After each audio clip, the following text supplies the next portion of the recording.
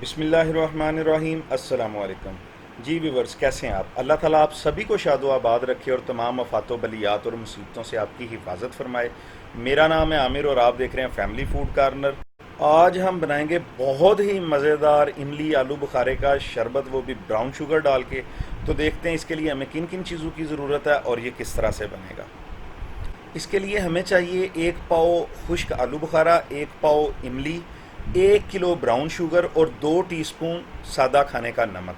तैयारी के लिए 2-2 कप सादा पानी का अलग अलग बर्तन में ले लें और उसमें इमली और आलू बुखारे को अलग अलग भिगो दें, रात को भिगो दें और ओवरनाइट इसको छोड़ दें। सुबह तक ये तैयारी के लिए रेडी होगा।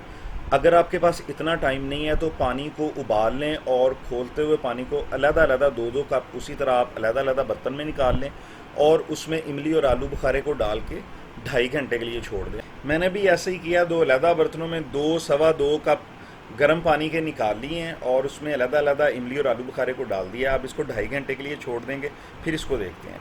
मैंने इसको रात को गर्म पानी में इसलिए भिगोया था कि 2.5 घंटे के बाद इसकी गुठलियाँ निकाल लेंगे और इसको तैयार कर लेंगे, लेकिन रात को गैस चली गई तो ये सारी रात पड़ा रहा है इसी तरह। अब मैंने सुबह उठ के इसकी गुठलियाँ अलहदा कर ली हैं।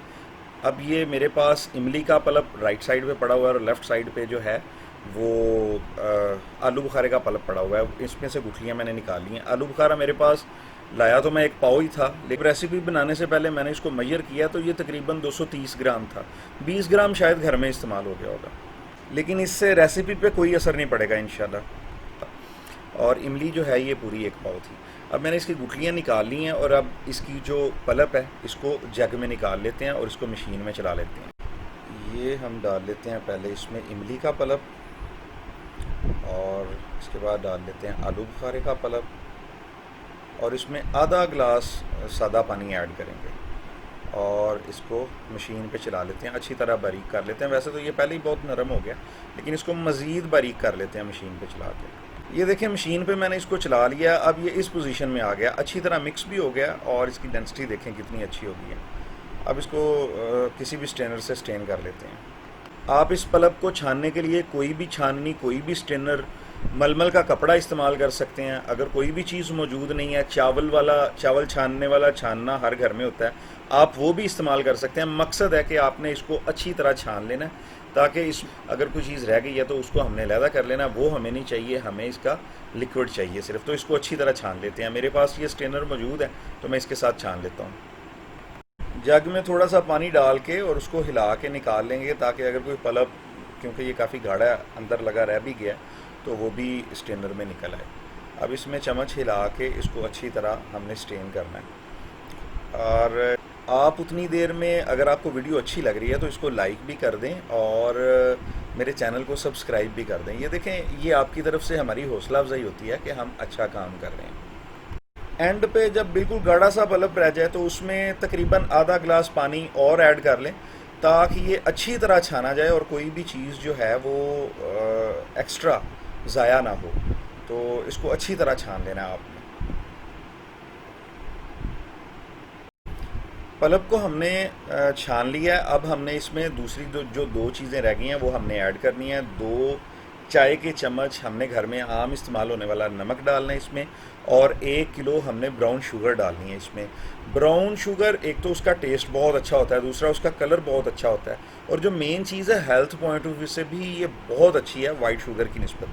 तो अगर आपने इसको पहले ट्राई नहीं किया तो एक दफ़ा आप इसको ब्राउन शुगर के साथ इमली आलू बुखारे के शरबत को बना के देखें, फिर आपको पता चलेगा कि ये कितना टेस्टी है, कितनी इसकी तासीर ठंडी है और कितना ज़्यादा ये हेल्दी है। आपने इसको एक ट्राई ज़रूर देनी है। इन सारी चीज़ों को अच्छी तरह मिक्स कर लेंगे।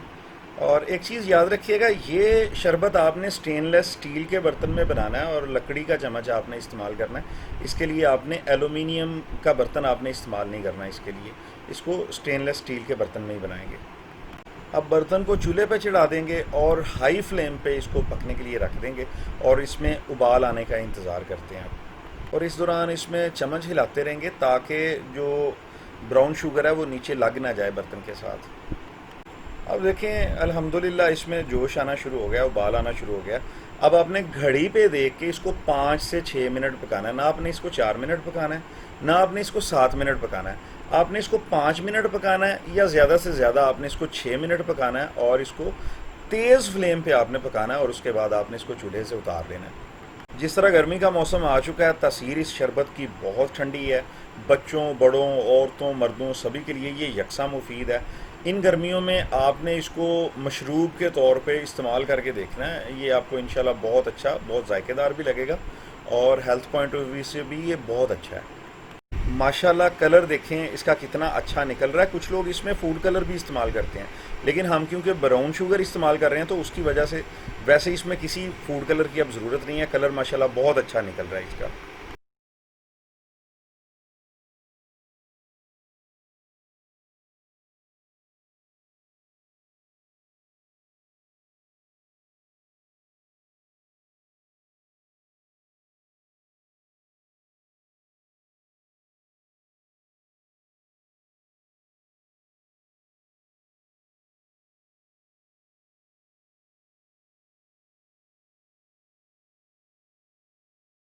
इसको पकाते हुए तकरीबन 5-6 मिनट हो चुके हैं, और देखें अल्हम्दुलिल्लाह इसकी थिकनेस कितनी अच्छी हो चुकी है।